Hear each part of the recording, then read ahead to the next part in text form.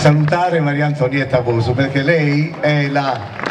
del gruppo, colei che suona Saffuente, però come la passione per i cavalli è caduta a cavallo, quindi si è fraturata e quindi non poteva suonare stasera, però mi fa piacere insomma presentarla, perché in Sas Feminas de Ozzana c'è evidentemente Maria Antonietta che suona Saffuente e l'organetto, quindi complimenti, rimettiti presto che ti aspettano.